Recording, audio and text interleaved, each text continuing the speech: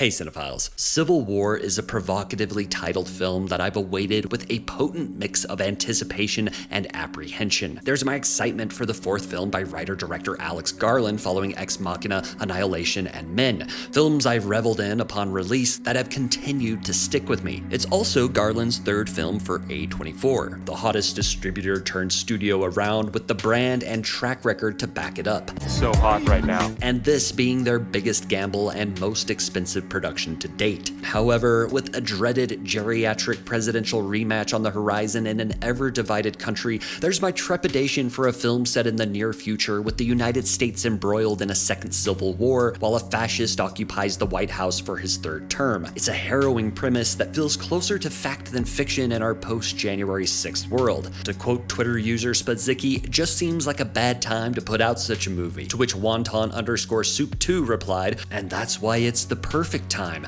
to which I replied, how is it that Wonton_Soup was already taken? In an age of online outrage fed on a steady diet of controversy, conspiracy, and misinformation, a film like Civil War smells like bait for the internet's bottom feeders. That's bait.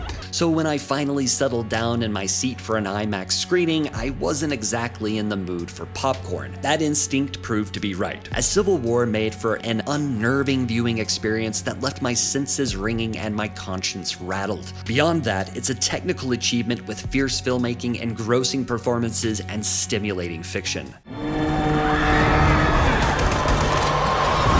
The film follows Lee Smith, played by Kirsten Dunst, a veteran war photojournalist who is haunted by the things she's seen in and out of her viewfinder. After decades documenting the horrors of war abroad, she's at a loss to see it happening at home. While covering a protest, Lee crosses paths with an aspiring photographer, Jesse, played by Kaylee Spaney. After narrowly saving Jesse from a suicide bombing, the two women, along with journalist Joel, played by Wagner Moura, and Sammy, played by Stephen McKinley Henderson, pile into a white press SUV to travel from New York City to Washington, D.C. in hopes to interview the president before rebel forces seize the capital. What follows is a war-torn road trip movie. The would-be scenic route, now littered with post-apocalyptic imagery, paves the way for the film's practically episodic nature. Taking scenes of war and violence from abroad and transplanting them on American soil is effectively haunting. The particulars of the titular conflict are never explained, which is probably for the best. Before anybody had even seen the film, there was already enough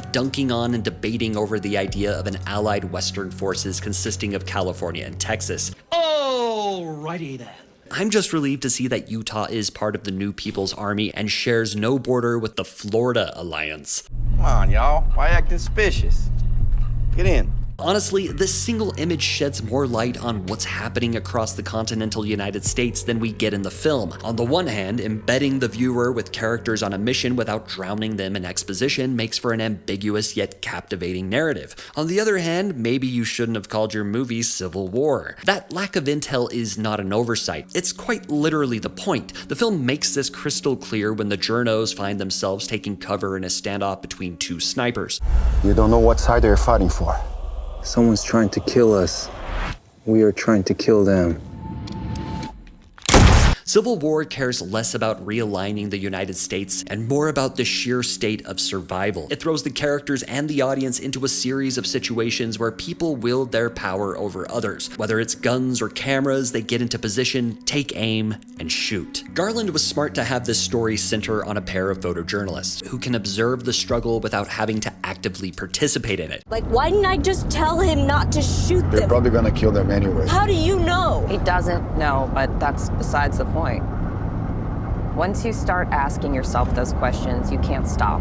So we don't ask. We record so other people ask. Not only does it naturally lend itself to powerful images, of which there are many in this film, their calling is uniquely complex. They make hay while the world burns. For the most part, I bought into the depiction of photojournalism here. I need only think back to one of the best films from last year, 20 Days in Mariupol, which greatly informed my own understanding of how much they risk their lives doing what they do. That said, there are moments in Civil War that beggar belief when characters make irrational decisions even outside the line of duty, physically putting themselves in harm's way for the plot's sake. Regardless, I find no fault with the cast, who managed to back up every brash action with the appropriate emotion. The characters' relationships to their calling chart at varying points on a cinematic spectrum, from the trauma in The Deer Hunter to the ambition in Nightcrawler to the adrenaline in The Hurt Locker. Kirsten Dunst is superb here, and as good as I've ever seen her, though I've never seen her quite like this. Lee acts fast and speaks her mind. While she keeps a tight lid on her PTSD, you can always glimpse it in her eyes. Kaylee Spaney, fresh off of playing the title role in Priscilla, plays her part with all the aspiration and pluck it demands. Having not seen Elite Squad or Narcos, Wagner Moura was a discovery for me here. Cocksure and addicted to the action, Joel feels more than primed for a breaking point. Meanwhile, Stephen McKinley Henderson plays Sammy, wise, warn, and warning.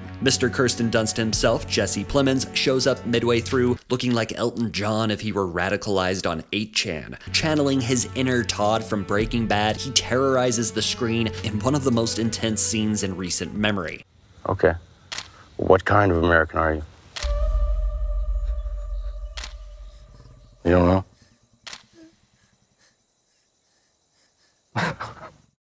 The odd one out here is Nick Offerman as the unnamed dictator-in-chief, whose surprisingly short screen time makes him feel more like a prop than a character. While the allusions to Trump are far from subtle, this role would have benefited from being more fleshed out or completely carved out. On that note, Civil War has caught a lot of flack for supposedly being apolitical. I find this reaction to be as tired as it is uninspired. While the film maintains an overall war is hell approach, it's not exactly hiding who the instigators here are. Besides, those who need films to express their personally held convictions have already doomed themselves to a plane of conformity and convention. Up to now, Garland's output has consisted of sci-fi and horror dramas. These are highly conceptual narratives wherein characters confront the unknown on an intimate level with global implications. I would also add his 2020 miniseries Devs to his list of notable works, for which Civil War is something of a mini cast reunion for Spaney, Henderson, Offerman, and Carl Glusman. And while Civil War is neither a sci-fi or a horror film, it's not too far removed from either. It's a too close for comfort dystopia wherein the monsters are all human, and some of those run-ins are nothing short of horrifying. Garland has cited Apocalypse Now as a reference for the film, and the character's journey into the heart of darkness tracks, but I felt it was far more reminiscent of another Vietnam classic, Full Metal Jacket, specifically the latter half, which has a segmented narrative that explores downtime during wartime,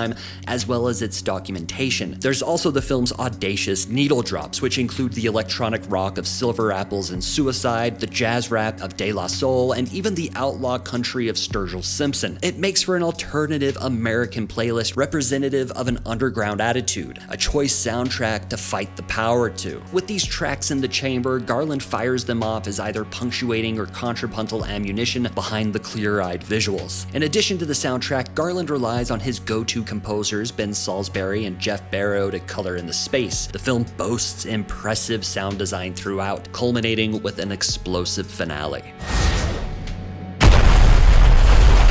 While the gunfire might leave you shell-shocked, the film's stark use of silence demonstrates a clear mastery of the building and breaking of tension. All told, this is a cohesive vision of image and sound, reflective of the audiovisual excellence I've come to expect from Alex Garland's films. Kirsten Dunst leads a strong ensemble that surveys the horrors of war on the home front and the human element at its core. While it's bound to be divisive, I found it to be remarkably incisive. I give Civil War 4 cameras out of 5, though I still contend that it shouldn't be called Civil War. God bless America. Have you seen Civil War? If so, what did you think of the film, and where does it rank for you in Alex Garland's filmography? Let me know in the comments below. I'll see you down there. If you enjoyed this video, please give it a thumbs up. Subscribe to Cineflect for video essays, film lists, and more. I got this! And click that bell next to the subscribe button if you'd like to be notified anytime I upload a new video. Thank you so much for watching. For Cineflect, I'm JS Lewis. Until next time, watch something good.